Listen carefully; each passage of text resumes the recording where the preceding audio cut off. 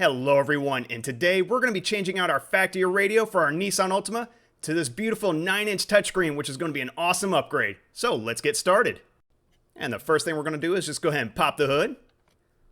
And then we're going to go ahead and focus in on our battery because we need to disconnect our negative terminal right here. So mine has a wing nut, so I'm just going to loosen up with a pair of pliers. However, majority of the time, it's just a nut that requires a 10mm socket. So all I'm going to do is just go ahead and unseat the negative cable and just set it aside. And I'll go ahead and put the wing nut back just so I don't lose it. Now moving our way into the vehicle, we need to remove our instrument side finisher. So I'll take a trim removal tool and just pry it away just enough for a little bit of a gap. And that's pretty close right there. Now I'll take my hand and just pry the rest of it away and then set this aside. Next, this instrument lower panel just needs to come down a little bit. So I'm going to take a similar trim removal tool and we're just going to pry that away just until it pops out. And I'll bring my hand in there again, just pry it a little away. That's pretty good right there. And that same panel on the right side, it also needs to come down a little bit as well. So take a similar tool and just pry it away, same as the other side. It's just a little bit trickier. And come on, there we go, right there. Now, right next to the radio, we have these two side finishers right here. These are called center stack side finishers, and these need to come off as well. So taking my trim removal tool again, we're just going to pry under it just to lift it up, and then you should be able to get in there with your hands, and it should detach. And a little bit more, there we go. So that one came out pretty easy. And I don't want to scratch it, so I'm going to set that side gently. And do the same thing on the right side as well. Just get a little bit of gap. And see if I can get my hand over there. A little bit of force, come on. There we go. So that popped right out. Now it's stuck at the top, so I just got to kind of wiggle it upward a little bit, and it snapped right out. So now that we have the side finishers out of the way, we have access to our two screws. These are our front air control screws, and there's only two of them for the bottom. So all you're going to need is a Phillips screwdriver, and we're just going to remove these and try not to drop them.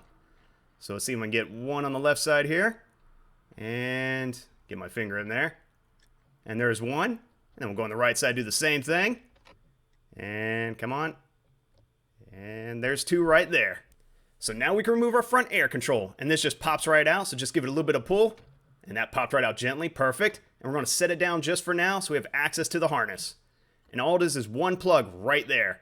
So all we got to do is put our thumb at the top, squeeze, and then kind of wiggle it out. Almost there, come on. There we go. And we'll go ahead and pick this up. And I'm going to set it on a microfiber cloth and then go ahead and set this in the back seat. And just like the front air control screws, we have two more for the cluster lid C. So we're going to take our Phillips screwdriver and we'll go ahead and loosen these up. And I'll start with the left side first. And see if I can loosen this up and try not to drop it. Come on. So there's one. Go on the right side, do the same thing. And there's two. And this cluster lid should also pop right out. And there we go. And now we'll go ahead and turn it over so we have access to the wiring harnesses. And there's two of them. So I'll take my needle nose pliers since I really can't get to it with my fingers. And we'll pull that one out. And the brown one under it, that one just needs a little bit of push and a notch. And I'm going to use a trim removal tool. And it should pop right out. And there we go. And now we can set this aside.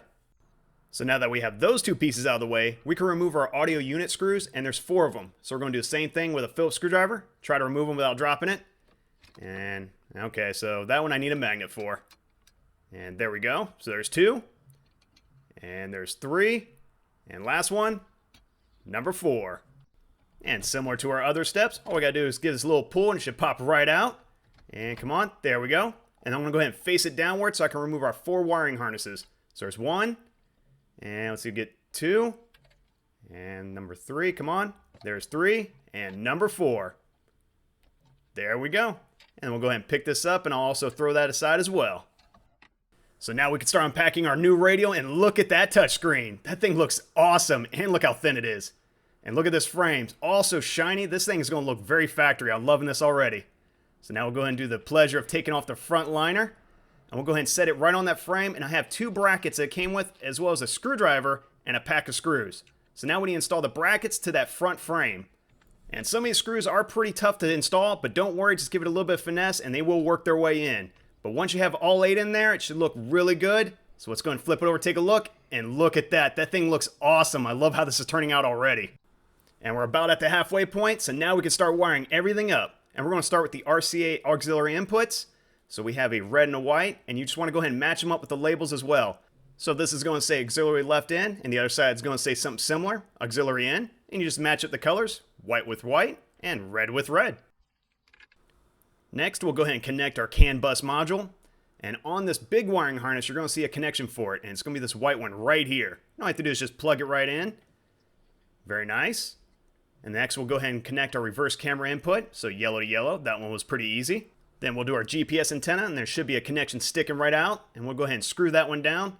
And the rest of connections should be just plug and chug. So we have 7 total. So this big wiring harness, I'm just going to plug right in and press down till it snaps. Set that downward. And then we have our USB connections. And I'll use this one, the USB-A. And all these connections go to a specific port. All these are pinned out different, so you can't mix this up. It only goes in one way and one port. So after doing the USB, we'll go on to the other USB cable. So there's 2 of them. And we'll plug that one in as well. Now you don't have to do these in any specific order, but I'm just doing it just at random as long as they all go in. And now we have our main antenna, and that just plugs it all the way to the left. Make sure that snaps all the way in. There we go. Next, we have the connection for our steering wheel controls. So we'll see if we can finagle that one in there. And, yep, that sounded about right. And that looks like our power connection all the way to the right. And until it snaps in, very nice. So now we got to connect all our harnesses to our factory plugs, and that's pretty easy. Same thing, they only fit in one way until they snap all the way in. So there's 2, 3, and that looks pretty good.